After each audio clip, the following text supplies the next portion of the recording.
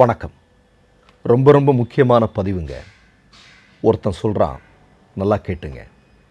CJP போராட்டக்காரர்களை சுட்டிருப்பேன்.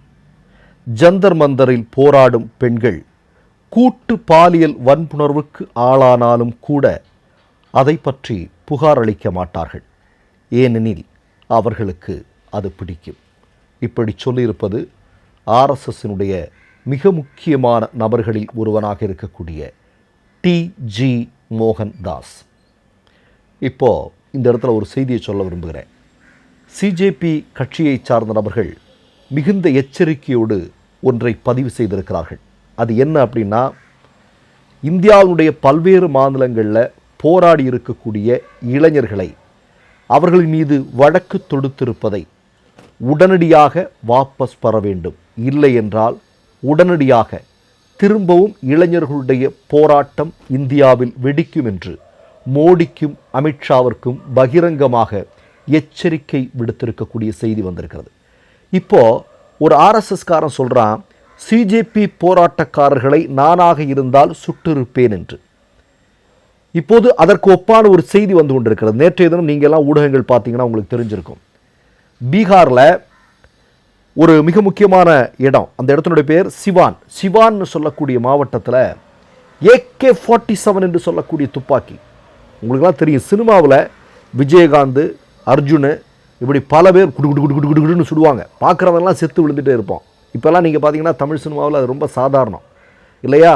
இப்போ அந்த படங்கள்லாம் பார்த்தீங்கன்னா கடா சுடுவாங்க. அந்த மாதிரி AK-47 துப்பாக்கியோடு ஆர்எஸ்எஸ் சங்க பரிவாரங்களுடைய ஆட்சி நடக்கக்கூடிய மாநிலத்தை சார்ந்த காவலர் ஒருவர் மாணவர் போராட்டத்தில் நடந்து வரக்கூடிய காட்சி இன்றைக்கு சமூக ஊடகங்களில் சர்வசாதாரணமாக இன்றைக்கு வெளிவந்து கொண்டிருக்கிறது.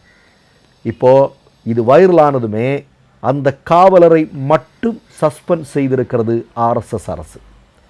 நம்ம என்ன கேள்வினா, AK-47ஓட ஜனநாயக வழியில் அமைதி வழியில் போராடி கொண்டிருந்த இளைஞர்களுக்கு மத்தியில் இந்த துப்பாக்கியோட களமிறக்கி அதற்கு ஒப்புதல் கொடுத்தது, அதற்கு அனுமதி கொடுத்தது யார் அப்படின்னு இந்திய மக்களுக்கு தெரிந்தாக வேண்டும்.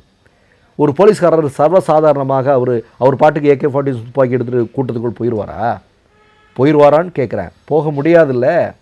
அப்போ யார் அவரை அனுப்புனது? யார் அவருக்கு அனுமதி கொடுத்த ஆர்எஸ்எஸ் அதிகாரி? யார் ஆர்எஸ்எஸ் அமைச்சர்? யார் ஆர்எஸ்எஸ் முதலமைச்சர்? யார் அப்படிங்கிறது இந்திய மக்களுக்கு தெரிந்தாக வேண்டும் என்கிற குரல் இன்றைக்கு வலுவாக எழுந்திருக்கிறது. 3 பேர் துப்பாக்கிச் சூடில் படுகாயம் அடைந்திருக்கிறார்கள் என்ற செய்தி வேற இன்றைக்கு வந்திருக்கிறது. அதிலையும் 15 வயது ஒரு சிறிய சிறுவன், அவனுடைய பேர் முகமது ஆரிஃப். பீகாரில் முழு அடைப்பு என்று தெரிந்ததுமே கடையை பூட்டிட்டு சீக்கிரம் வீட்டுக்கு போயிடலான்னு அந்த சிறிய சிறுவன் என்ன போயிருக்கிறான். போன இடத்துல அவன் மீது துப்பாக்கிச் சூடு நடத்தியிருக்கிறது. அது AK-47 அப்படிங்கிறது தெரியல, ஆனால் துப்பாக்கிச் சூடு நடத்தப்பட்டிருக்கிறது. மருத்துவமனையில் சிகிச்சை பெற்று வருகிறார். இப்போ உயிருக்கு ஆபத்து இல்லை அப்படிங்கிற ஒரு செய்தி மட்டும் ஆறுதலாக இருக்கிறது நமக்கு. அப்போ நீங்கள் பார்க்க வேண்டியது, இந்த போராட்டத்தை எப்படியாவது ஒடுக்குவது என்பதுதான் ஆர்எஸ்எஸ்னுடைய திட்டம். ஆனால் அவர்களுடைய கட்டுப்பாட்டையும் மீறி, அவர்களுடைய அதிகார பலத்தையும் மீறி இளைஞர் சமூகம் ஒன்று கூடிய போது சரணடைந்திருக்கிறார்கள். அதுதான் உண்மை. சரி, இப்போ தர்மேந்திர பிரதானை பதவி விலக வைத்து விட்டார்கள். தர்மேந்திர பிரதான் பாராளுமன்றத்திற்கு போகிறாரு. அவரை எதிர்க்கட்சிகள் எல்லாம் சேர்ந்து சொல்கிறாங்க, நீட் வினாத்தாள் திருடன் அப்படின்னு அவரை கூப்பிடுற காட்சியெல்லாம் நம்ம பார்த்தோம். இப்போது இதே தர்மேந்திர பிரதான் என்று சொல்லக்கூடிய ஆர்எஸ்எஸ்காரருக்கு பதிலாக இன்னொருத்தரை மோடி கொண்டு வந்திருக்கிறார். அவருடைய பேர் என்ன? பிரகலாத் ஜோஷி. பிரகலாத் ஜோஷி யாருன்னு உங்களுக்கு நல்லா தெரிஞ்சுக்கணும் இல்லையா? 2004 வருடம் கர்நாடகாவில் தர்மட் என்று சொல்லக்கூடிய இடத்துல முதலாக தேர்தலில் போட்டியிடுவதற்கு மனு தாக்கல் செய்கிறார். அப்போது அவருடைய மனுவில் குறிப்பிட்டிருந்த விஷயம், இந்த ஆர்எஸ்எஸ்காரர் பிரகலாத் ஜோஷியினுடைய மனுவில் கூறப்பட்டிருந்த விஷயம், 77 லட்சம் ரூபாய் தன்னுடைய சொத்து மதிப்பு. ஆனால் தனக்கு கடன் 3 கோடி ரூபாய். தொடர்ந்து அவர் பாராளுமன்ற உறுப்பினராக மாறுகிறார். பல பதவிகள் அவரை சேருகிறது. 2014 கர்நாடக மாநிலத்தினுடைய பாஜகவினுடைய தலைமை பொறுப்பிற்கு வருகிறார். 2019 மத்திய அமைச்சராகிறார். இந்த காலகட்டத்தில் 2024 பாராளுமன்ற தேர்தலில் போட்டியிடும் போது அவர் தன்னுடைய வேட்புமனுவை தாக்கல் செய்கிறார். கடந்த ஒரு 10 வருடங்களாக அவர் செய்த மக்கள் சேவையின் வழியாக 3 கோடி ரூபாய் கடன் இருந்த பிரகலாத் ஜோஷிக்கு 21 கோடி ரூபாய் வருமானம் அதிகமாயிருக்கிறது. இந்த 10 வருடங்களில் இடைப்பட்ட காலங்களில் 21 கோடி ரூபாயை மக்கள் சேவையின் மூலம் RSSகாரராக இருக்கக்கூடிய பிரகலாத் ஜோஷி சம்பாதித்திருக்கிறார் என்கிற செய்தி நாடே அதிர்ச்சிக்குள்ளானது இல்லையா? அப்போ பிரகலாத் ஜோஷி ஒன்றும் அவ்வளவு நீட்டான ஆள் இல்லை அப்படிங்கிறது தெரிய வருது. அது மட்டுமல்ல, பில்கிஸ் பானு உங்களுக்கு மறந்திருக்க முடியாது என்று நான் நினைக்கிறேன் இல்லையா? குஜராத்தில் சங்கபரிவாரங்கள் நடத்திய மிகப்பெரிய இனப்படுகொலை, அதில் சாட்சியமாக நீடித்து கொண்டிருக்கக்கூடிய பில்கிஸ் பானு, அவருக்கு அவ்வளவு பெரிய அளவிலான ஒரு வன்முறையை, அவ்வளவு பெரியமான கொடூரமான துன்பத்தை விளைவித்த சங்கபரிவார கும்பல் குஜராத்தினுடைய பாஜக அரசுடைய தயவில் விடுதலை செய்யப்பட்ட போது அதை முதலில் வரவேற்று பெரிய அளவில் புலங்காகிதம் அடைந்தவர்தான் இந்த பிரகலாத் ஜோஷி என்று சொல்லக்கூடிய நபர். இவர் இதுக்கு மேலே ஒரு மிகப்பெரிய விஞ்ஞானி. RSSகாரர்கள் எல்லாமே விஞ்ஞானிகள் தானே. எதற்காக அவரை விஞ்ஞானி என்று சொல்கிறேன் என்றால், இந்தியாவில் அதிகமாக மக்கள் தொகை பெருகுவதற்கு காரணம் என்ன அப்படின்னா, கரண்ட் இல்லாததுனால தான். அதாவது மோடியினுடைய ஆட்சியில் கரண்ட் பெரிய அளவில் இல்லையா, கரண்ட் இல்லாததுனால தான் இந்தியாவில் மக்கள் தொகை அதிகரிக்கிறது அப்படிங்கிற ஒரு மிகப்பெரிய விஞ்ஞானபூர்வமான கண்டுபிடிப்பை நடத்தியதும் இந்த பிரகலாத் ஜோஷி என்று சொல்லக்கூடிய நபர்தான். கூடுதலாக ஒரு செய்தியை சொல்லிக்கொள்ள விரும்புகிறேன். நீங்கள் பார்த்தீங்க அப்படின்னா 2004 காலகட்டத்திலிருந்து 2026 வரைக்கும் ஏறத்தாழ 110க்கும் அதிகமான முறை வினாத்தாள் கசிவு இந்தியாவில் நடந்திருக்கிறது.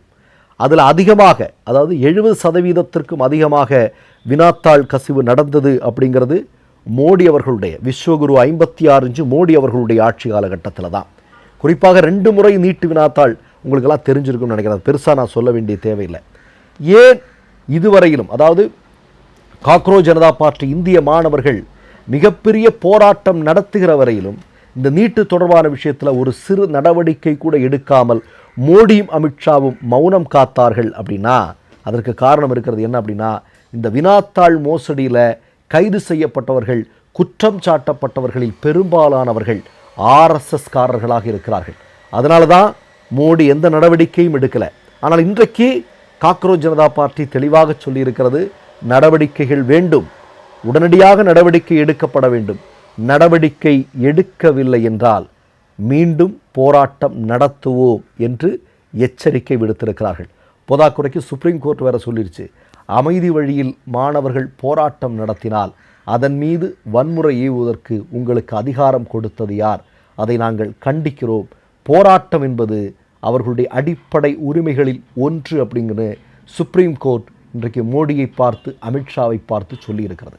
மற்றொரு நிகழ்வில் சந்திப்போம். நன்றி, வணக்கம்.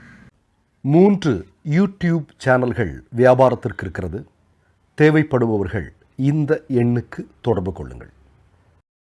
மை நேம் இஸ் ரெட் சேனலை சப்ஸ்கிரைப் பண்ணிக்கோங்க. அதுக்கப்புறமா பக்கத்தில் இருக்கிற ஜாயின் பட்டனை கிளிக் பண்ணீங்கன்னா ஒரு நியூ பேஜ் ஒன்று ஓப்பன் ஆகும். அதுலேயும் ஜாயின் பட்டனே கிளிக் பண்ணிக்கோங்க. அதில் பார்த்தீங்கன்னா credit R debit card options இருக்கு. இதில் உங்களுக்கு விசா, மாஸ்டர் கார்டு, ரிப்பே அப்படின்னு 3 ஆப்ஷன்ஸ் கொடுத்துருக்காங்க. அதில் நீங்கள் எந்த கார்டு சூஸ் பண்ணுறீங்களோ அந்த கார்டோட நம்பர் என்டர் பண்ணிக்கோங்க. அப்புறமா கார்டோட வேலிடிட்டி மந்த் அண்ட் இயரை டைப் பண்ணிக்கோங்க. அடுத்தபடியா உங்க கார்டோட பின்னால CVC கோடுன்னு சொல்லிட்டு 3 நம்பர்ஸ் கொடுத்துருப்பாங்க. அந்த நம்பரை இதில் என்டர் பண்ணிக்கோங்க. அப்புறமா அட்ரஸ் அண்ட் இன்ஃபர்மேஷன் என்டர் பண்ணிட்டு பைங்கிற பட்டனை கிளிக் பண்ணிக்கோங்க. ஒருவேளை உங்க கார்டு நம்பர் இன்வாலிட்னு காமிச்சிச்சுன்னா உங்க கார்டுல இன்டர்நேஷனல் யூசேஜை எனேபிள் பண்ணுங்க.